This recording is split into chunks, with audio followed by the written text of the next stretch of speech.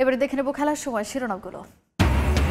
দুই ম্যাচ সিরিজের শেষ টেস্ট খেলতে গল থেকে কলম্বোয় বাংলাদেশ দল। প্রেমাদাসায় কাল অনুশীলনে নামবেন ক্রিকেটাররা। জ্বর থেকে সেরে ওঠায় প্রস্তুত মিরাজ। দেরিতে ইনিংস ঘোষণায় সমালোচিত শান্তর পাশে বাসার 5 বোলার নিয়ে খেলার পরামর্শ সাবেক নির্বাচকের। সামাজিক মাধ্যমে পোস্ট দিয়ে নয়, মুশফিকের বিদায় চান মাঠ থেকে। রাজশাহীতে উৎসবমুখর পরিবেশে টেস্ট স্ট্যাটাসের রজত জয়ন্তী উদযাপন।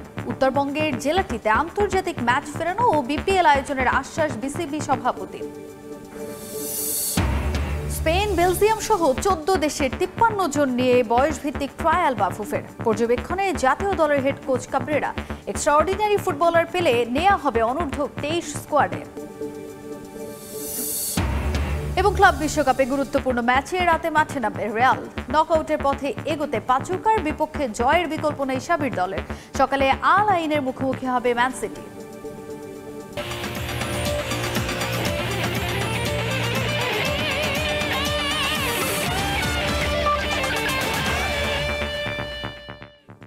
দেখছিলেন শিরোনাম। শুরুতে বাংলাদেশ শ্রীলঙ্কা টেস্ট সিরিজের খবর জানাবো।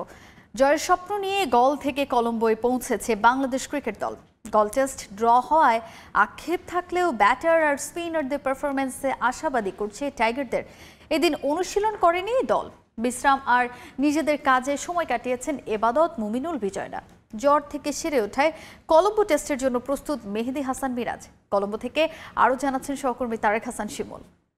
গলের নৈসর্গিক সৌন্দর্য উপভোগের সঙ্গে গল থেকে কিন্তু একেবারে খারাপ স্মৃতি নিয়ে বাংলাদেশ দল কলম্বোতে আসেনি। বাংলাদেশ দল তাদের দ্বিতীয় টেস্ট এবং ওয়ানডে খেলতে কলম্বোতে এসে পৌঁছেছেন। তারা অবস্থান করছেন সিনেমেন্ট গার্ড হোটেলে এবং কি বাংলাদেশ দলকে আজকে কিন্তু বিশ্রাম দেওয়া হয়েছে, যেহেতু ট্রাভেল করেছে এবং ক্রিকেটাররা, সেক্ষেত্রে আজকের দিনটা কিন্তু তারা একেবারেই বিশ্রামে কাটিয়েছেন নিজেদের মতো করে, যে যার মতো ঘোরাঘুরি করেছেন। আমরা দেখেছি মমিনুল হক, এবাদত কিংবা এনামুল হক, বিজয়, তারা কিন্তু হোটেলের আশেপাশে ঘোরাঘুরি করেছেন। বাংলাদেশ দলের কথা যদি বলি, বিশেষভাবে বলতে হয়, দারুণ একটা আত্মবিশ্বাস তৈরি হয়েছে, যেহেতু গলের মাটিতে ড্র করে এসেছে বাংলাদেশ দল। এর 12 বছর আগে কিন্তু গলের মাটিতে ড্র হয়েছিল, সেটাও বাংলাদেশ ড্র করেছিল 2013 সালে, যে ম্যাচে মুশফিক ডাবল সেঞ্চুরি করেছিলেন। সেই ক্ষেত্রে বলা যায় যে বাংলাদেশ দলের ব্যাটসম্যানরা, শান্তর কথা বলতে হয়, মুশফিকের কথা বলতে হয়, লিটন দাস দারুণ রান করেছেন প্রথম ইনিংসে। দ্বিতীয় ইনিংসে সে সাদমান রান করেছেন, যেই টপ অর্ডার নিয়ে সবচেয়ে বেশি চিন্তা ছিল। মুমিনুলের জন্য একটু চিন্তার কারণ দুই টেস্টে তাকে যেইভাবে আসলে ব্রেড করা হয় কিংবা তার কাছ থেকে যতটা প্রত্যাশা করা হয় সেই অনুযায়ী কিন্তু পারফরমেন্স পাওয়া যায়নি। তবে মুমিনুল নিশ্চয়ই এই ম্যাচে তার প্রমাণ দেবেন। কলম্বোর ক্রিকেটের কথা যদি বলি, কলম্বোতে বাংলাদেশ দলের পুরনো স্মৃতি রয়েছে। ১৭তম টেস্ট ম্যাচটি কিন্তু জিতেছিল এই কলম্বোতে এবং কি বাংলাদেশ এই পুরনো স্মৃতি থেকে আত্মবিশ্বাস নিবে। পাশাপাশি সাম্প্রতিক যে পারফরমেন্স, বলতেই হয় ব্যাটসম্যানরা দারুণ ছন্দে ফিরেছেন। সেটা কোনো ম্যাচে টপ অর্ডার রান করছেন, কোনো ম্যাচে মিডল অর্ডার রান করছেন। তবে শান্ত মুশফিকের দারুণ ছন্দ, সেটা নিশ্চয়ই দলের জন্য পজিটিভ। যদিও আগের ম্যাচে ইন্টেন্টটা নিয়ে অনেকেই প্রশ্ন তুলেছেন, আসলে ম্যাচ জয়ের জন্য কতটুকু খেলেছে, সেসব বিষয় আসলে ভুলে নতুন ম্যাচের জন্য নতুনভাবেই পরিকল্পনা করবে। বলে 2 ইনিংস বল করে মাত্র 3 উইকেট নিয়েছেন হাসান মাহমুদ। নাহিদ রানা কোনো উইকেটই পাননি। পরিবর্তন অবশ্যই আসবে প্রথম টেস্টের একাদশে। মেহেদী হাসান মিরাজ ঠুকতে পারেন এবং পেসার নাহিদ রানাকে হয়তো বা ড্রপ দেওয়া হতে পারে। আসলে কতটুকু এখন পর্যন্ত তিনি পারফেক্ট খেলার জন্য, সেই বিষয়টা নিয়ে অনেক প্রশ্ন উঠেছে। যদিও শন্টে ঢাল হিসেবে তার সামনে দাঁড়িয়েছেন। বিশ্রাম কাটিয়ে বাংলাদেশ দল অনুশীলনে ফিরবে। তাদের যে দ্বিতীয় টেস্ট রয়েছে সেই টেস্টের জন্য প্রস্তুতি শুরু করবে। আত্মবিশ্বাস যতটুকু আছে, সেই সঙ্গে কিন্তু নিজেদেরকে যেই অভিজ্ঞতা কলম্বোতে, সেই অভিজ্ঞতা কাজে লাগালে একটা ইতিবাচক ফলাফল এখান থেকে পাওয়া যেতেও পারে। কলম্বো থেকে তারেক হাসান শিমুল, সময় সংবাদ, শ্রীলঙ্কা। দলের উইকেটের ধরন বিবেচনায় ইনিংস ঘোষণার সিদ্ধান্ত নেওয়া সহজ ছিল না বলে মনে করেন সাবেক নির্বাচক হাবিবুল বাশার সুমন। নাজমুল হোসেন শান্ত সিদ্ধান্তকে ইতিবাচকভাবেই দেখছেন এই সাবেক অধিনায়ক। এছাড়া দ্বিতীয় টেস্টে মেহেদী মিরাজ ফিরলে 5 বোলার নিয়ে একাদশ সাজানোর পরামর্শ সুমনের। এদিকে অ্যাঞ্জেলো ম্যাথিউসের মতো ঘরের মাঠে বিদায় নেবেন মুশফিকুর রহিম, এমনটাই প্রত্যাশা তার। 4 উইকেট পরার পর মনে হচ্ছে বাংলাদেশ আগে ডিক্লেয়ার করলে হয়তো আমরা জেতার সময় তৈরি করতে পারতাম। গল টেস্টের শেষ দিনে রোমাঞ্চ জাগিয়েও ইতিবাচক ফলাফল আনতে পারেনি বাংলাদেশ। ড্র দিয়ে টেস্ট চ্যাম্পিয়নশিপের নতুন চক্র শুরু করলেও গল টেস্টে টাইগারদের ব্যাটিং অ্যাপ্রোচ জন্ম দিয়েছে বিতর্কের। পঞ্চম দিনে বড় লিডের জন্য ব্যাট না চালিয়ে ব্যক্তিগত মাইলফলককেই প্রাধান্য দিয়েছেন নাজমুল শান্ত ও মুশফিকুর রহিম। চলছে এমন আলোচনাও। তবে শান্তর জোড়া সেঞ্চুরিতে কিছুটা ঢাকা পড়ে বাংলাদেশের নেতিবাচক ব্যাটিংয়ের ধরন। যদিও গলের উইকেট বিবেচনায় ইনিংস ঘোষণার সিদ্ধান্ত নেওয়া সহজ ছিল না বলে মনে করেন সাবেক নির্বাচক হাবিবুল বাশার সুমন। পঞ্চম দিন যখন মুশফিক রহিম এবং নাজমুল শান্ত ব্যাটিং করছিল তখন কিন্তু দেখা যাচ্ছে উইকেট একদম ফ্ল্যাট। সেখানে আসলে কত রানে ছাড়া যায় সেই ঝুঁকিটা নিয়ে একটু ঝুঁকিপূর্ণ হলে হতে পারত। যদিও পরে 4 উইকেট পর আমাদের সবার মনে হচ্ছে আগে ছাড়তে পারতাম, বাট আমার এটা মনে হয় না। বিকজ পঞ্চম দিনে উইকেট কিন্তু খুব একটা ব্রেক করেনি, উইকেট একদম ফ্ল্যাটই ছিল সকাল থেকে, খুব একটা চেঞ্জ হয়নি। শ্রীলঙ্কার বিপক্ষে প্রথম ইনিংসে বল হাতে সবাইকে চমকে দিয়েছেন নাঈম হাসান। দেশের বাইরে নিজের প্রথম টেস্টেই গড়েছেন রেকর্ড। গলে 5 তুলে নেয়া প্রথম বাংলাদেশি বোলার তিনি। দ্বিতীয় টেস্টে নাঈমের একাদশে থাকা নিয়েও আছে শঙ্কা। মিরাজ সুস্থ হয়ে ফিরলে জায়গা হারাতে পারেন এই স্পিনার। তবে কলম্বো টেস্টের সমীকরণ সহজ করে দিয়েছেন হাবিবুল বাশার সুমন। কলম্বোতে 5 বোলার নিয়েই একাদশ সাজানোর পরামর্শ তার। We can go with 5 bowler. এই টেস্ট ম্যাচটা আমরা 4 জন বোলার নিয়ে খেলেছি। আর এর পরের ম্যাচটা যেখানে আমি এসএসসি, সেটাও কিন্তু প্রথম দিনের পরে মোস্টলি ফ্ল্যাট উইকেট হয়ে যায়। সেখানে একজন ফাস্ট বোলার, শ্রীলঙ্কা কখনো 3টে ফাস্ট বোলার নিয়ে এসএসসি খেলে না, সাধারণত খেলে না। তো আমি জানি না উইকেটটা কেমন হবে, কারণ উইকেটটার উপরে অনেকখানি ডিপেন্ড করবে। বাট মিরাজ ফিরে আসায়, যেটা যদি ফিরে আসে সুস্থ হয়, তাহলে আমরা 5 জন বোলার নিয়ে যেতে পারি। সেক্ষেত্রে হয়তো একজন ব্যাটসম্যান বসাতে হবে। এদিকে বাংলাদেশের বিপক্ষে গল টেস্ট দিয়েই সাদা পোশাক তুলে রেখেছেন অ্যাঞ্জেলো ম্যাথিউস। বিদায় বেলায় ভক্ত এবং ক্রিকেট বোর্ড থেকে সংবর্ধনাও পেয়েছেন তিনি। ম্যাথিউসের মতো মুশফিকুর রহিমও ঘরের মাঠে বিদায় নেবেন প্রত্যাশা সুমনের। যেভাবে স্টিগো রিটায়ার করেছেন, যেভাবে সচিন তেন্ডুলকার রিটায়ার করেছেন, যেভাবে মানে লিজেন্ড ক্রিকেটার রিটায়ার করেছেন, তাদেরকে সেভাবে আমরা রিটায়ারমেন্ট দিতে পারবো। আমার ব্যক্তিগত আকাঙ্ক্ষা সেটাই ছিল। আশা করি মুশফিক রহিম সেটা করবেন, বিকজ সেটা মুশফিক রহিম ডিজার্ভ করে। আর মনে হয় আমাদের যারা ক্রিকেট ফ্যান তারাও ডিজার্ভ করে যে মুশফিক রহিমকে মাঠ থেকে বিদায় দেবে। রিফাতুল ইসলাম মিরন, সময় সংবাদ, ঢাকা। রাজশাহী বিভাগীয় স্টেডিয়ামে বর্ণাঢ্য আয়োজনে হয়েছে বাংলাদেশ জাতীয় ক্রিকেট দলের টেস্ট মর্যাদা প্রাপ্তির রজত জয়ন্তী উদযাপন। ভবিষ্যৎ প্রজন্মের ক্রিকেটারদের অনুপ্রাণিত করতে ছিল বর্ণিল আয়োজন। অনূর্ধ্ব 12 ক্রিকেট উৎসব, পেসার ও স্পিনার হান্ট, ছবি আঁকার প্রতিযোগিতায় সময় কেটেছে ক্রিকেটারদের। তৃণমূলে ক্রিকেটকে ছড়িয়ে দিতেই করা হয়েছে এই আয়োজন। রাজশাহীতে প্রিমিয়ার লিগ, বিপিএল ও আন্তর্জাতিক ম্যাচ আরও বেশি আয়োজনের আশ্বাস দিয়েছেন সভাপতি আমিনুল ইসলাম বুলবুল। আব্দুল সালামের ছবিতে মওদুদ রানার প্রতিবেদন। 2000 সালের 26 জুন ক্রিকেটের অভিজাত সংস্করণে পা রাখে বাংলাদেশ। টেস্ট মর্যাদা পাওয়ার 25 বছর স্মরণীয় করে রাখতে 7 বিভাগে নানা আয়োজন করছে বিসিবি। এরই ধারাবাহিকতায় এবার রাজশাহী বিভাগীয় স্টেডিয়ামে জমকালো আয়োজন উদ্বোধন করেন বিসিবি সভাপতি ও বাংলাদেশের হয়ে টেস্টে প্রথম সেঞ্চুরিয়ান আমিনুল ইসলাম বুলবুল। টেস্টের সেই সাদা জার্সি গায়ে চাপিয়ে শুরুতেই মাঠের ক্রিকেটে অংশ নেন অনূর্ধ্ব 12 এর খুদে ক্রিকেটাররা। মাঠের 2টি অংশে 6 ওভারের খেলায় ছেলেদের 6টি ও মেয়েদের 6টি, মোট 12টি দল অংশ নেয়। প্রতি দলের হয়ে 6 জন ক্রিকেটার মাঠে প্রমাণের মিশনে নিজেদের তুলে ধরেন। স্কুল পর্যায়ের ক্রিকেটাররা লিগ ভিত্তিক এই ক্রিকেট উৎসবে অংশ নিয়ে দারুণ উচ্ছ্বসিত। এখানে আমরা আমাদের স্কুল থেকে আমাদের নিয়ে আসা হয়েছে এখানে খেলার জন্য, যাতে আমরা পারি। খুবই কঠিন, কিন্তু যারা পারে তাদের কাছে না, আমার খুবই ভালো লাগছে। এখান থেকে আমি যে স্কিলসগুলো শিখবো, এটা আমার ভবিষ্যতে আমার হেল্প করবে, আর আমি একটা ক্রিকেটার হতে পারবো। আমার এটি স্বপ্ন।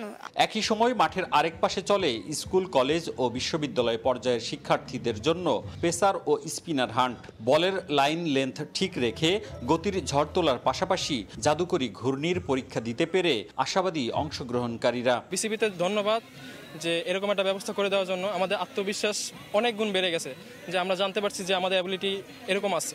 এই আয়োজনের মাধ্যমে অভিভাবকদেরও ক্রিকেট খেলার বিভিন্ন কৌশল সম্পর্কে ধারণা দেয়া হয়। আমার চাওয়া আসলে ওনাদের উদ্যোগটা অনেক ভালো এবং আমার ছেলে এখানে টিকে যাক, এটাই আমি চাইবো।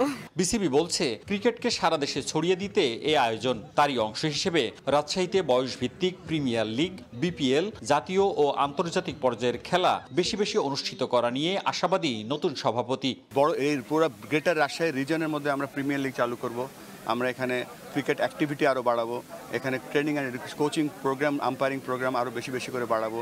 আর সবথেকে গুরুত্বপূর্ণ যেটা, এখানে অলরেডি আমাদের এজ গ্রুপের ক্রিকেট হয় এখানে 16 বছরের, 14 বছর, 18 বছরে, সেগুলোকে আমরা 2 দিনের ক্রিকেটে রূপান্তরিত করার চেষ্টা করব।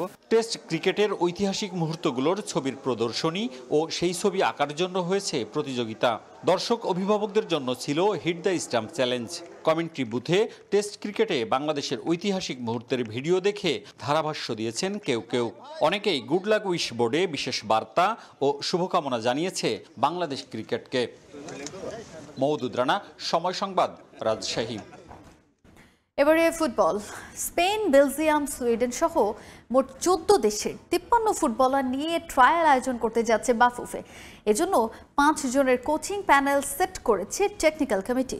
এই ট্রায়ালের সরাসরি অংশ না হলেও পর্যবেক্ষণে থাকবেন জাতীয় দলের হেড কোচ হাভিয়ের কাবরেরা। দুটি আলাদা বয়স টার্গেট করে ট্রায়াল হলেও এক্সট্রা অর্ডিনারি পারফর্মাররা সরাসরি পাবেন অনূর্ধ্ব 23 দলের টিকিট। এত বড় পরিসরে এর আগে কখনোই ট্রায়াল আয়োজন করতে পারেনি football federation. Europe, America, Australia, Asia থেকে এবার সর্বোচ্চ সংখ্যক ফুটবলার স্কাউটিং করছে বাফুফে। জাতীয় স্টেডিয়ামে তাদের নিয়ে ট্রায়াল চলবে 28, 29 ও 30 জুন।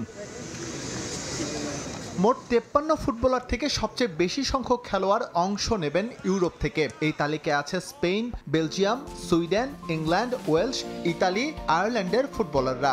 এছাড়াও মার্কিন যুক্তরাষ্ট্র, কানাডা, অস্ট্রেলিয়া এবং মালয়েশিয়া থেকেও ফুটবলাররা আসছেন লাল সবুজ জার্সি গায়ে চাপানোর স্বপ্ন নিয়ে। আমরা আশা করছি 12+ দেশ থেকে অলমোস্ট 50+ প্লেয়ার্সরা আসবেন ইনশাল্লাহ, অ্যাট ভেরিয়াস এজ। আমার মনে হয় ইয়াংগেস্ট যিনি, উনি বোধহয় 15 বছর, আর ওল্ডেস্ট যিনি, উনি বোধহয় একজনই আছে 27 বছর, উনি একজন। উনি খুবই ইচ্ছা প্রকাশ করেছে, উনি এসে ট্রায়ালটা দেখাতে চান, সো সেজন্য আমরা সুযোগ দিচ্ছি। বাট রেঞ্জটা হচ্ছে মূলত 15 to 23। So basically under 17, under 19 আর আন্ডার 23, এই দুটো টিমকে মাথা রেখেই আসলে টোটাল ট্রায়ালটা আয়োজন করা হচ্ছে। অনূর্ধ্ব 15 থেকে শুরু করে অনূর্ধ্ব 23 এই বয়সগুলোতে বিভিন্ন ভাগে অনুষ্ঠিত হবে ট্রায়াল। এজন্য 5 জনের কোচিং প্যানেল সেট করেছে বাফুফে। সরাসরি এই প্যানেলের অংশ না হলেও ছুটি থেকে ফিরে ট্রায়াল পর্যবেক্ষণে যোগ দেবেন জাতীয় দলের কোচ হাভিয়ের কাবরেরা। দুটি আলাদা বয়স টার্গেট করে ট্রায়াল হলেও এক্সট্রা অর্ডিনারি পারফর্মাররা সরাসরি পাবেন অনূর্ধ্ব 23 দলের টিকিট। একটি প্যানেল থাকবে, এখানে একাধিক এক্সপার্টসরা থাকবেন যারা ইন্ডিপেন্ডেন্টলি রিভিউ করবে সবাইকে। আমাদের হেড কোচ থাকবেন অবজারভেশন, তিনি কোনো ওখানে স্কোরিং করবেন না, কোনো জাজমেন্ট দেবেন না, তিনি গেলে অবজার্ভ করবেন এবং তার চোখে যদি কাউকে মনে হয় যে হ্যাঁ এই প্লেয়ারটা কিংবা এই দুটো প্লেয়ার কিংবা এই 3টে প্লেয়ারকে আমি একটা চান্স দিতে পারি ক্যাম্পে, then he will decide that. But independently review করবে একাধিক সদস্যের একটি প্যানেল, যেখানে অবশ্যই টেকনিক্যাল ডাইরেক্টর থাকবে, এটা আমি জানি। বাট এর বাইরে আমাদের দেশের স্বনামধন্য কোচ, আমাদের ইসির এক্স ন্যাশনাল প্লেয়ার, এই ধরনের একটা মিক্সড প্যানেল করা হবে, যেন কোনো রকম বায়াস ডিসিশন না হয়। বৃহৎ পরিসরে ট্রায়াল আয়োজন করলেও তা উন্মুক্ত নয় সবার জন্য। তবে তৃতীয় দিন অর্থাৎ 30 জুন বিদেশ থেকে আসা এসব ফুটবলাররা নিজেদের মাঝে বিভক্ত হয়ে প্রীতি ম্যাচে অংশ নেবেন। সেটা গণমাধ্যম সহ উন্মুক্ত থাকবে সবার জন্য। ফুটবলের সাথে জড়িত আছে। এস এম ইকবাল, সময় সংবাদ, ঢাকা। এবারে ক্লাব বিশ্বকাপের খবর জানাবো। প্রথম জয়ের খোঁজে আজ মাঠে নামবে স্প্যানিশ জায়ান্ট রিয়াল মাদ্রিদ। প্রতিপক্ষ মেক্সিকান ক্লাব পাচুকা। নকআউট পর্ব নিশ্চিত করতে এই ম্যাচে জয়ের বিকল্প নেই 5 বারের চ্যাম্পিয়নদের সামনে। ব্যাংক অব আমেরিকা স্টেডিয়ামে 2 দলের লড়াই শুরু হবে বাংলাদেশ সময় রাত 1টায়। স্বপ্ন ছিল অনেক বড়, তবে শাবি আলোনসোর অধীনে ক্লাব বিশ্বকাপে রিয়াল মাদ্রিদের শুরুটা হয়নি প্রত্যাশিত। 5 বারের চ্যাম্পিয়নদের নকআউট পর্বের আশা বাঁচিয়ে রাখতে এবার লড়তে হবে পাচুকার বিপক্ষে। প্রথম ম্যাচে আল হিলালের কাছ থেকে পাওয়া ক্ষত নিয়ে ব্যাংক অব আমেরিকা স্টেডিয়ামে গ্রুপ এইচে নিজেদের দ্বিতীয় ম্যাচে পাচুকার বিপক্ষে নামবে রিয়াল মাদ্রিদ। এর আগে মেক্সিকান ক্লাবটির সঙ্গে একবারই মুখোমুখি হয়েছে লস ব্লাঙ্কোস। গেল বছর ফিফা ইন্টারকন্টিনেন্টাল কাপে ফাইনালে কাতারের দোহায় সেই ম্যাচে 3-0 ব্যবধানের জয় পেয়েছিল রিয়াল মাদ্রিদ।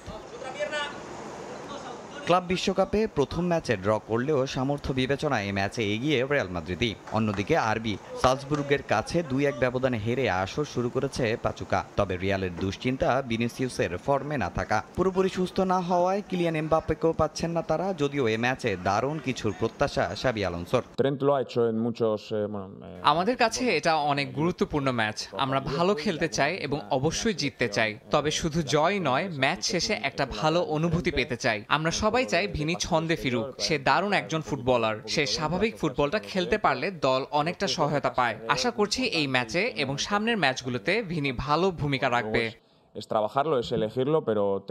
আল হিলালের বিপক্ষে ম্যাচে ফরওয়ার্ড ছাড়াও রক্ষণভাগও ভুগিয়েছে রিয়াল মাদ্রিদকে। চোটের কারণে রুডিগার, মিলেতাও, কারবাহাল, আলবা, মেন্ডিরা দলের বাইরে। এ ম্যাচেও পাওয়া যাবে না এদের কাউকে। ভরসা রাখতে হবে আগের ম্যাচে অভিষেক হওয়া আলেকজান্ডার আর্নল্ড ও হুজেনদের উপরে।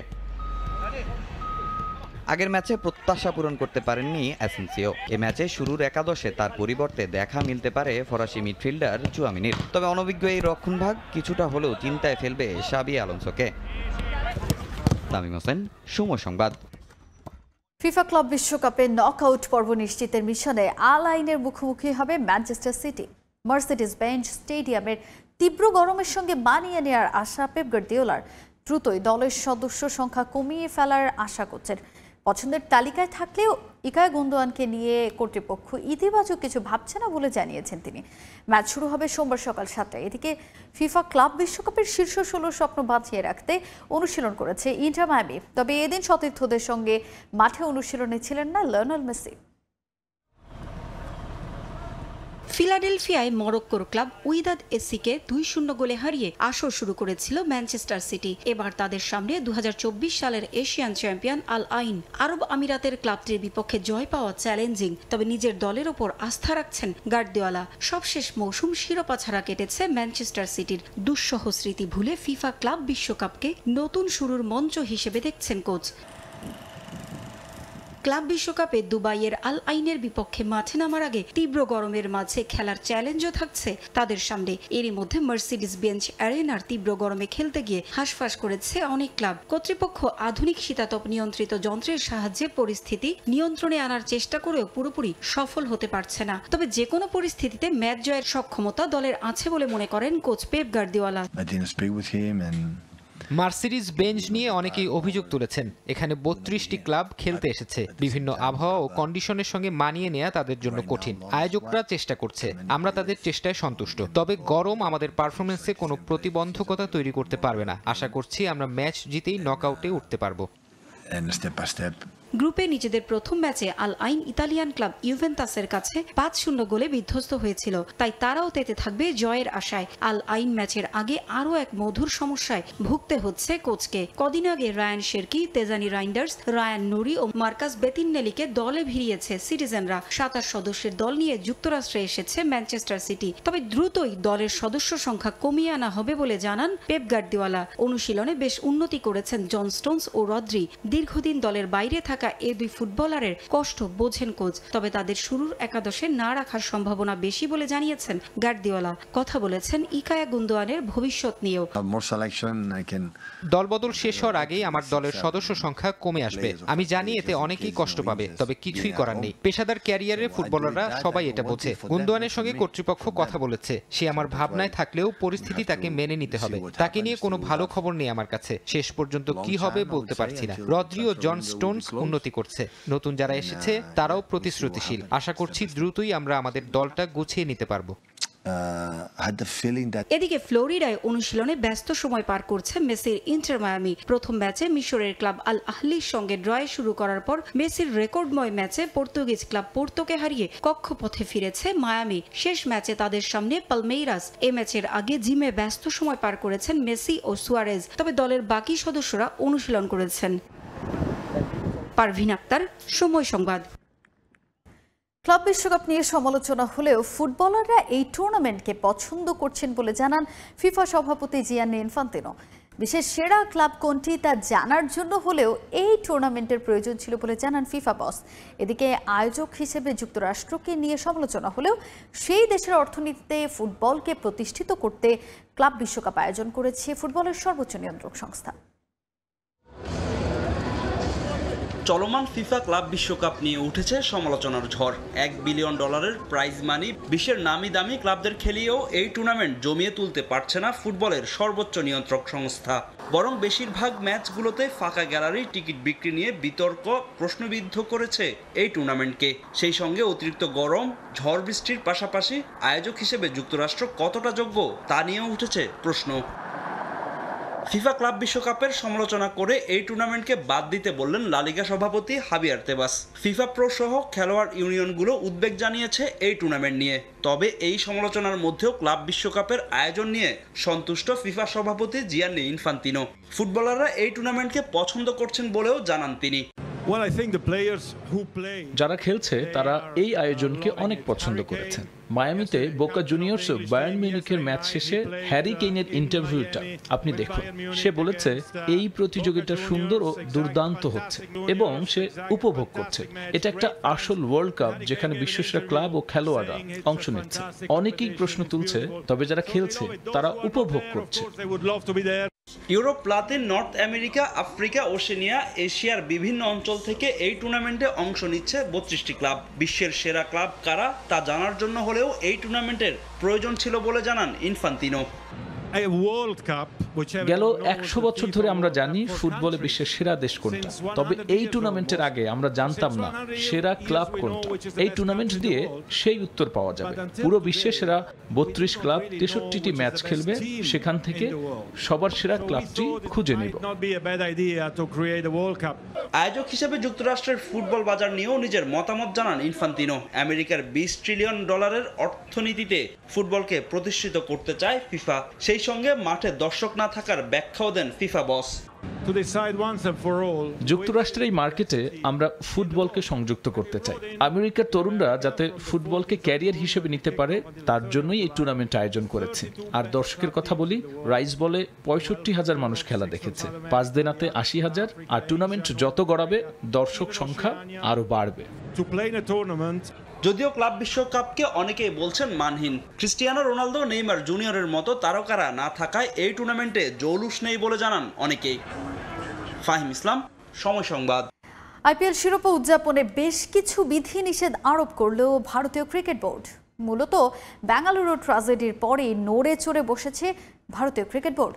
নতুন নিয়মে বিশৃঙ্খলা এড়াতে শিরোপা জয়ের 3 থেকে 4 দিনের মধ্যে কোনো উদযাপন করতে পারবে না চ্যাম্পিয়ন দল। আর যে কোনো আয়োজনে বিসিসিআই, রাজ্য সরকার ও আইন শৃঙ্খলা রক্ষাকারী বাহিনীর কাছ থেকে নিতে হবে লিখিত অনুমোদন।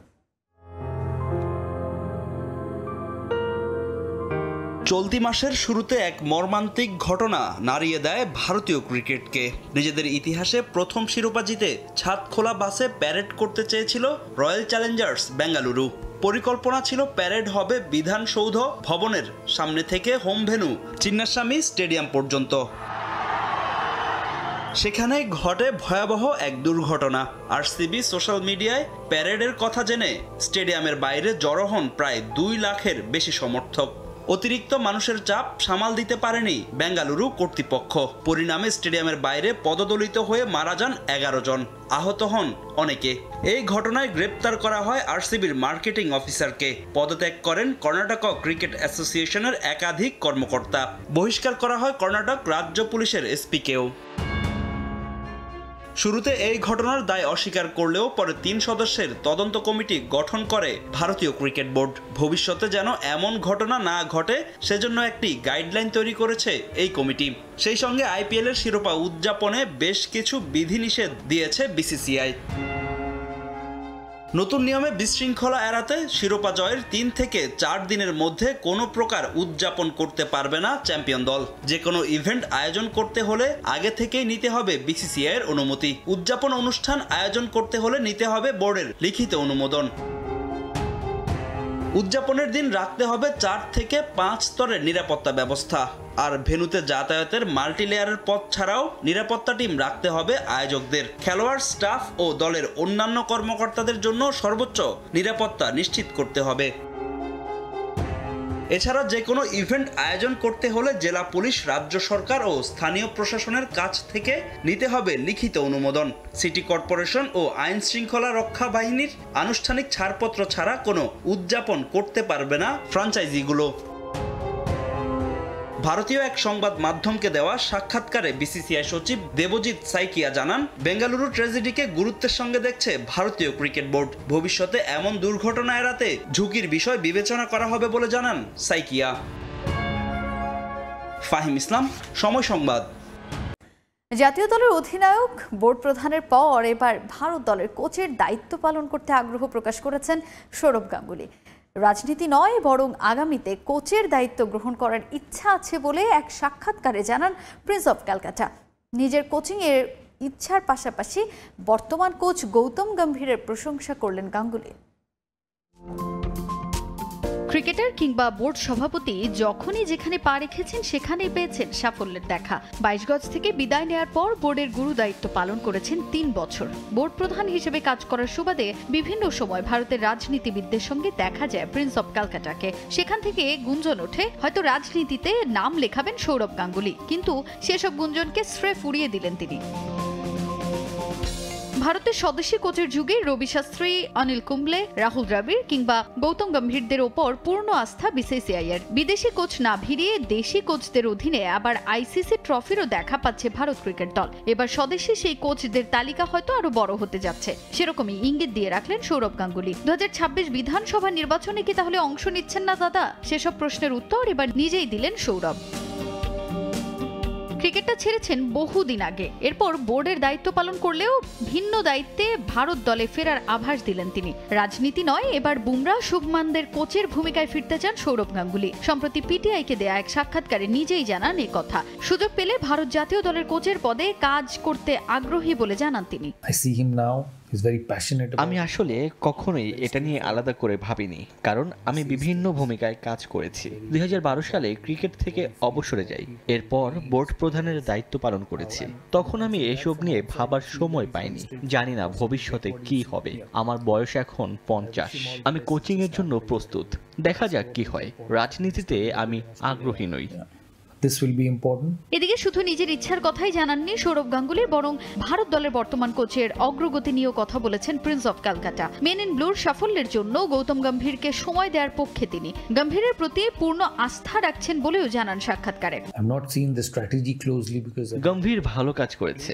অস্ট্রেলিয়া এবং নিউজিল্যান্ডের কাছে হেরে সে একটু ধীর গতিতে শুরু করেছিল, কিন্তু চ্যাম্পিয়ন্স ট্রফির পর সে উন্নতি করেছে। ইংল্যান্ডের বিরুদ্ধে এটা বড় একটা সিরিজ। আমি তাকে খুব কাছ থেকে এই ভূমিকায় দেখিনি, কিন্তু আমি জানি সে খুবই আবেগপ্রবণ। বাইরে থেকে সে একজন খুবই স্বচ্ছ ব্যক্তি। আমি তার সঙ্গে খেলেছি, সে একজন দুর্দান্ত মানুষ। এখনো আমি দেখছি সে তার কাজের প্রতি অত্যন্ত আগ্রহী। আমি তাকে শুভ কামনা জানাই। সে মাত্র 1 বছর হলো দায়িত্ব পালন করছে, সে আরো শিখবে। তাকে সময় দেওয়া উচিত। জাতীয় দলে কোচের দায়িত্ব পালন না করলেও 2018-19 ও 2022-24 সাল পর্যন্ত দিল্লি ক্যাপিটালসের টিম ডিরেক্টর হিসেবে দায়িত্ব পালন করেন সৌরভ গাঙ্গুলী। তাজিন খন্দকার, সময় সংবাদ। আবারও দেশের ক্রিকেটের খবর জানাবো। শ্রীলঙ্কার বিপক্ষে ওয়ানডে সিরিজের জন্য সোমবার দল ঘোষণা করবে বিসিবি। হোয়াইট বল সিরিজের জন্য চট্টগ্রামে অনুশীলন চালিয়ে যাচ্ছেন ক্রিকেটাররা। ওডিআই ও টি20 ম্যাচ শুরুর সময় মাথায় রেখে ফ্লাডলাইটে প্র্যাকটিস সেরেছেন তারা। সাগরিকায় 23 ও 25 জন নিজেদের মধ্যে 2টি প্রস্তুতি ম্যাচ খেলবেন তানজিদ, হৃদয়, সোহানরা। রাতের অন্ধকার ভেদ করে সাগরিকা আলোকিত করে তোলে ফ্লাডলাইট। বীরশ্রেষ্ঠ ফ্লাইট লেফটেন্যান্ট মতিউর রহমান স্টেডিয়ামের নীরবতা ভাঙে ক্রিকেটারদের পদচারণায়। শ্রীলঙ্কার বিপক্ষে সীমিত ওভারের সিরিজের জন্য প্রস্তুতি সেরে নিচ্ছেন খেলোয়াড়রা। টেস্ট দল সিরিজ খেলছে শ্রীলঙ্কায়। কলম্বোয় শেষ টেস্ট মাঠে গড়াবে 25 জুন। এরপরই 3 ম্যাচের ওয়ানডে সিরিজ। 2 ও 5 জুলাই কলম্বো এবং 8 জুলাইয়ে ম্যাচ হবে পাল্লেকেলেতে। ওডিআই শেষে শুরু হবে টি20-র লড়াই। 10 জুলাই পাল্লেকেলে, 13 তারিখে ডাম্বুলা আর 16 জুলাই কলম্বোর ম্যাচ দিয়ে শেষ হবে পূর্ণাঙ্গ সিরিজ। 50 ওভার সিরিজের প্রতিটি ম্যাচ শুরু হবে বাংলাদেশ সময় বিকাল 3টা থেকে, আর টি20 সন্ধ্যা 7:30 থেকে। সে বিষয়ে মাথায় রেখেই এই ফ্লাডলাইটে অনুশীলন টাইগার ক্রিকেটারদের। দ্বিতীয় দিনের অনুশীলনে নেটে কাজ করেছেন ব্যাটাররা। মূলত লড়াইটা ছিল স্পিন সামলানোর। হাত ঘুরিয়েছেন রিশাদ হোসেন, নাসুম আহমেদ, শেখ মেহেদি, তানভীর ইসলামরা। আর বিগ শট খেলার চেষ্টা করে গেছেন তানজিদ তামিম, তাওহিদ হৃদয়রা। ডোমেস্টিকের পারফরমেন্স দিয়ে আবারও ন্যাশনাল টিমের রাডারে ফেরা নাইম শেখ ও নুরুল হাসান সোহানও সিরিয়াস অনুশীলনে। দেশ ছাড়ার আগে নিজেদের মাঝে 2টি প্রস্তুতি ম্যাচ খেলার কথা ক্রিকেটারদের। দেশে থাকা হোয়াইট বল ক্যাম্পের তত্ত্বাবধানে আছেন কোচ ডেভিড হেম্প, রাজিন সালে, সোহেল ইসলাম, মিজানুর রহমান বাবুল, তারেক আজিজ খানরা। মাঝে টেস্ট ও টি-20 সিরিজ খেললেও ওয়ানডেতে দীর্ঘদিন পর মাঠে নামবে বাংলাদেশ দল। 24 ফেব্রুয়ারি নিউজিল্যান্ডের বিপক্ষে রাওয়ালপিন্ডিতে সবশেষ 50 ওভারের ম্যাচে মাঠে নেমেছিল টাইগাররা। অর্থাৎ চ্যাম্পিয়ন্স ট্রফির ওই ম্যাচের প্রায় 4.5 মাস পর আগামী 2 জুলাই ওডিআই খেলতে নামবে লাল সবুজের প্রতিনিধিরা। প্রেমাদাসায় সে ম্যাচ দিয়েই পূর্ণ মেয়াদে ক্যাপ্টেন্সি অধ্যায় শুরু হবে মেহেদী হাসান মিরাজের। নতুন নেতৃত্বে ফ্রেশ স্টার্টের অপেক্ষায় দল। মাকসুম আলম খান, সময় সংবাদ। দেশের ঐতিহ্যবাহী কাবাডি সহ 8 ধরনের খেলা নিয়ে চট্টগ্রামের চিটাগং গ্রামার স্কুলে অনুষ্ঠিত হলো সিজিএস স্পোর্টস টুর্নামেন্ট। 7 দিন ব্যাপী টুর্নামেন্টে অংশ নেয় নগরীর 6টি ইংলিশ মিডিয়াম স্কুল। আজ অনুষ্ঠিত হয়েছে সমাপনী ও পুরস্কার বিতরণী অনুষ্ঠান। মূলত পড়ালেখার পাশাপাশি নতুন নেতৃত্ব তৈরি, সুস্বাস্থ্য এবং পৃথিবীকে জানার জন্য এই আয়োজন। চট্টগ্রাম থেকে নূরজামাল আতিকের ছবি এবং শফিকুল আলমের তথ্য নিয়ে প্রতিবেদন। গ্রাম বাংলার ঐতিহ্যবাহী কাবাডি খেলা তেমন সচরাচর দেখা যায় না। আধুনিক নানা খেলাধুলার চাপে হারানোর পথে এই জাতীয় খেলা কাবাডি। তবে এবার এই খেলাকে নতুন প্রজন্মের সামনে তুলে ধরেছে চট্টগ্রাম শহরের ইংলিশ মিডিয়াম স্কুলগুলোর বিশেষ এক টুর্নামেন্টের মাধ্যমে। চট্টগ্রাম নগরীর চিটাগং গ্রামার স্কুলে আয়োজন করা হয়েছিল সিজিএস স্পোর্টস ফিয়েস্টা টুর্নামেন্ট।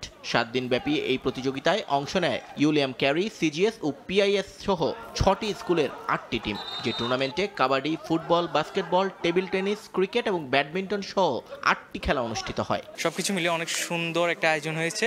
সকল ভলেন্টিয়ার্স, আমরা নিজেরা স্টুডেন্টসরা এই জিনিসটা অ্যারেঞ্জ করেছি। ক্রিকেট, ফুটবল, বাস্কেটবল, চেস আরও অনেক কিছু আছে, ওগুলো খেলতে পেরে সবগুলোই আমার মজা লেগেছে।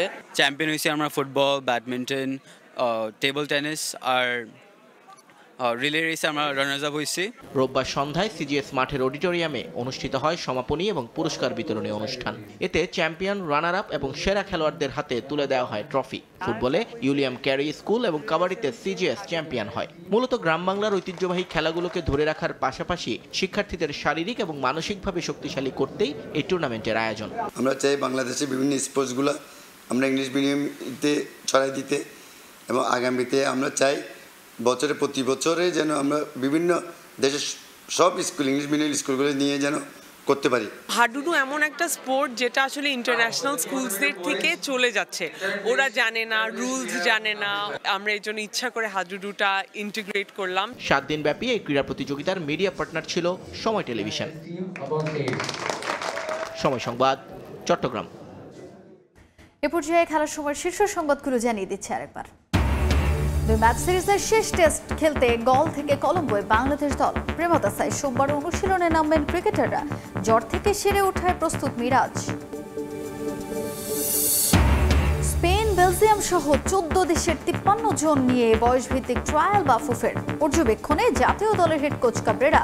এক্সট্রাঅর্ডিনারি ফুটবলার পেলে নেওয়া হবে অনূর্ধ্ব 23 স্কোয়াডে। এবং ক্লাব বিশ্বকাপে গুরুত্বপূর্ণ ম্যাচে মাঠে নামবে রিয়াল মাদ্রিদ। নকআউটের পথে এগোতে পাঁচকার বিপক্ষে জয়ের বিকল্প নেই সাবির দলের। সকালে আল আইনের মুখোমুখি হবে ম্যান সিটি।